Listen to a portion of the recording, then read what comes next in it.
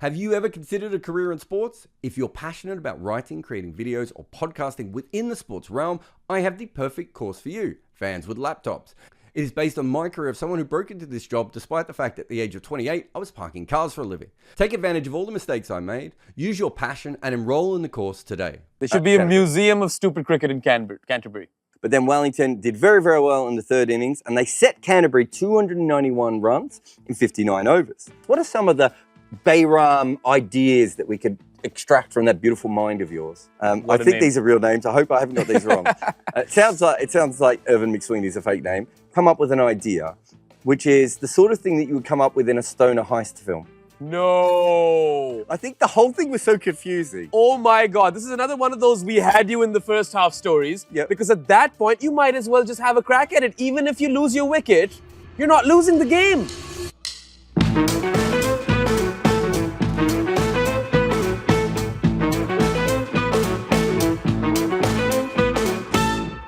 We have another episode here of Stupid Cricket, Bayram. The sixth one. He gets super annoyed when I do this. It's the sixth episode. I do get annoyed with this. Bayram is co-hosting. He might get kicked off this in future.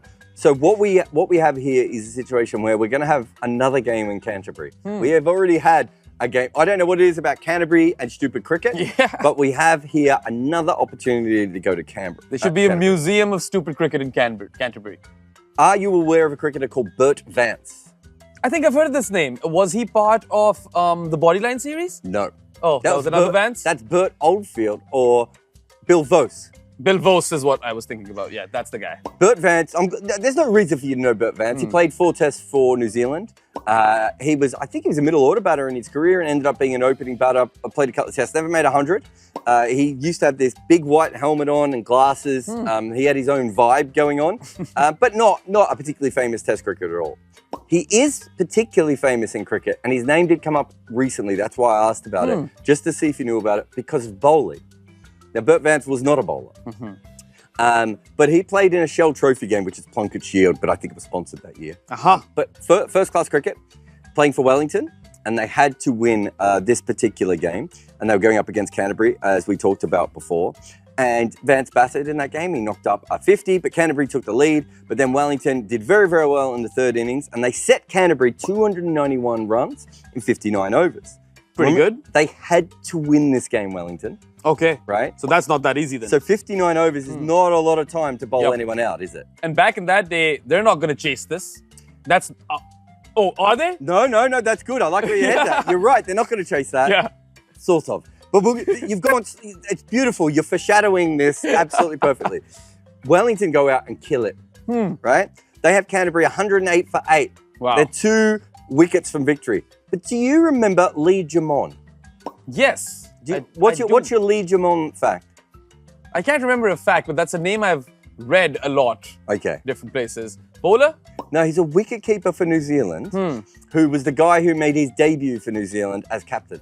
Oh, yeah. I think we've spoken about this at some point back in the day. So very weird, you don't get that often in cricket, right? You don't get someone making their debut as a test player as the captain. Unless you're playing your first ever test match. Yeah, unless it's the team's first team. Yeah, but it's very rare for that to happen. Now, what happens is Jamon could bat a little bit. He was a good keeper batter in that era, whereas now he probably wouldn't even get a game. But in that era, he was quite good. He gets them to 196 for 8. Okay. So they're still miles away from victory, right? What did I say? It was 291. They're a long way from 291, but there's now only 2 overs left. Right? Okay. So there's 2 overs left. They need 2 wickets. Lee Jamon is obviously batting absolutely beautiful. What would you do if you were Wellington to try and get those last 2 wickets? What are some of the Bayram ideas that we could extract from that beautiful mind of yours? Close-in fielders. Yeah, that's... Tons of them. I'm assuming they'd already tried that, you'd think, wouldn't you? And then maybe I would try the short ball tactic, Yep. Have deep square leg and fine leg. He's probably not going to hook, though, is he? Yeah, that's also true. Yeah. And fuller length deliveries, perhaps? Yeah. Just target the stumps? And I would assume by this point they've tried most of that, yeah? And is the surface how worked up is it? Do we have rough patches and that sort of stuff? Foot marks? I don't think so. I would assume by this stage in the game it's pretty flat if the number 10 and Jamon have put on almost 100. So I would assume that the ball's gone flat, it's out of shape, and that the pitches aren't really helping. You got to make them play at it then. You've got to try something different. Yeah. Coach John Morrison and Captain Irvin McSweeney. Wow. I think these are real names. I hope I haven't got these wrong.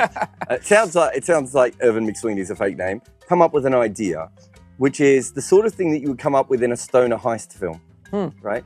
They decide that they're going to give Jamon runs on purpose. Okay. But they're going to give him so many runs that he's back in the game, and so that he thinks he's a chance of winning the game, so he keeps attacking. Wow. I love that. Very left field. I mean, I don't think... we've seen declaration bowling, and we've seen teams maybe do this a little bit. And what year is this? This is all in 1990. Okay, so that's not as prehistoric. It's fairly recent, and... I would count that as modern cricket. Yeah. And One day cricket exists. Now that I come to think of it, 291 runs and 59 overs, you're like a decade away from teams actually maybe half going for that. I just don't think in that era you're going to see a team doing that. Yeah. So they're like, okay, so how do we do that? Celebrate your cricket heroes with Bodyline t-shirts. Explore their player-inspired tees, featuring legends like Sachin Tendulkar, Brian Lara and Viv Richards. They also have team-inspired designs and options for hardcore cricket nerds. Their collection is a must-have for the true cricket enthusiast. So they asked Bert Vance to come on a bowl. As I said, not a bowler. Yes. But they specifically ask him to bowl in a way that's going to have as many runs as possible. So they get him to bowl full tosses and half trackers only. They also get him to sometimes start ahead of the crease. Okay. So that it has to be called a no ball. Right. Would you like to hear the over? Yes, I would. And now I'm wondering, because they needed 95 runs in 2 overs. How many runs would he have had to concede to bring them back into the game? 0, 4, 4, 4, 6, 6, 4, 6, 1, 4, 1, 0, 6, 6, 6, 6, 6, 0, 0, 4, 0, 1. Wow. 77 runs In 1 over. are scored in 1 over. That has to be some sort of record. It is the record, but the Guinness Book of Records don't like this. You can breathe easy, Ollie Robinson. Yep. The Guinness Book of Records don't like this. If you look it up, and I'm not sure it's still in there, but one of the entries I found, it actually has it in there, but it calls it a contrived record. Because they were trying to go for runs. But still, it counts. It does count. It certainly does count. Okay. I think Germon started that over on 75 not out with Canterbury 196 for 8, and he finished with 160 not out of 143 balls. Wow. So he went from a strike rate of like under 50 to more than a run a ball in 1 over. The batter at the other end was a guy called Roger Ford, who was a proper tail-ender. And he got some runs off that over as well. As you can see, there were some singles and everything. Or some of those might have been no balls. Probably. At a certain point, I don't know what was going on in this over. And there were 6 legal deliveries in the midst of all of that. Remember that you've done some more brilliant foreshadowing there. The next over, what do you think happens?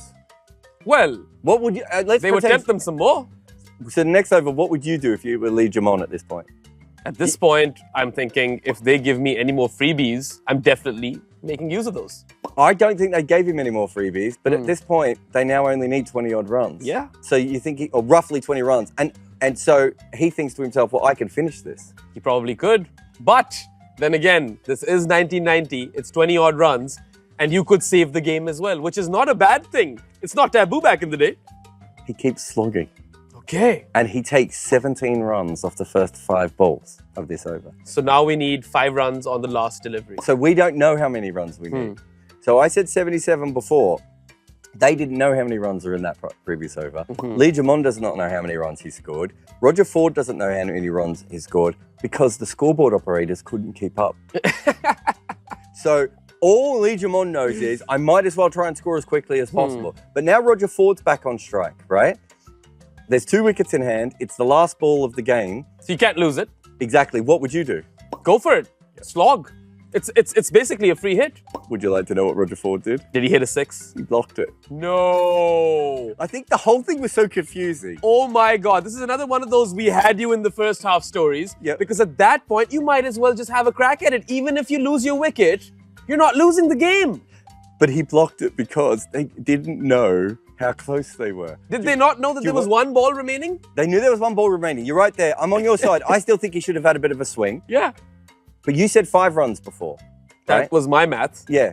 It wasn't 5 runs. It was 2? He needed 1 run off the last Oh ball. my God. Yeah, of course. 77 plus 17 takes you to 94. He needed 1 run.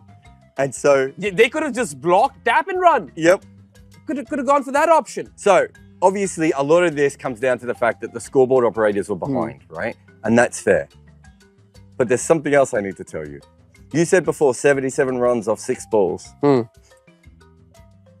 It wasn't 6 balls. He actually only bowled 5 legal balls. No. The umpire miscounted. So not only did they block the last ball, they also missed another ball. And so the umpires got so confused that Canterbury should have won that game and Wellington actually should have lost it. And because of 2 errors by the tail ender and by the umpires, and you throw in the scoreboard operators as well, Wellington's gamble really should have lost in the game. Whereas in the end, it didn't matter. It gets better because all the other games went Wellington's way anyway. So Wellington, despite all that cheating, and you'd imagine how annoying, so many people were so annoyed by this, Wellington actually won the Shell Trophy anyway. Wow. Because they had enough points overall to win that. Had they lost this game, would that have impacted their run? I think I'd have to go back to my records, but I don't think it actually made that much of a difference in the end. But they thought that they had to win it, and it came down to this absolute madness. And Bert Vance is in the record books as contrived 77 runs from 1 single over, not even the full 6 balls. Bayram, does this qualify as stupid cricket? I think out of all of the episodes that we've covered thus far, this is probably the stupidest story. You know, I said this for another one before that nothing gets more stupid than this, but I feel like this one takes the cake because there's so many different elements to it. First, they try to, doctor away to somehow get a few wickets. And then there's that ball that's missed in the 77 run over. And then he goes on to block the final delivery, knowing that the game has been secured. That is the part that I do not understand at all. Can I tell you one great thing about all this as well? Wellington's plan worked, right? Because Jamon kept slogging in that last over. They actually gave themselves a chance of winning. Yeah. And also gave themselves a chance of losing. So you're right, it's so stupid on so many layers and levels, and I absolutely love it. I think later on, there are some statisticians that don't count it as the record. How further away from Canterbury were Ben Stokes and Baz McCullum born? Because they clearly would love this plan, right? McCullum's just like, maybe we can get to 78 runs in an over. Yeah. I think it's safe to say, Bayram, that we have found stupid cricket. These guys are the pre-Baz ballers. They were all about entertainment, right? 77 run overs. Are you not entertained? It's stupid, but entertaining. It's always more than the result when you're Canterbury. No, sorry, when you're Wellington, it's more than the result. It's the brand of cricket that they play that attracts the masses. Stupid. Exactly.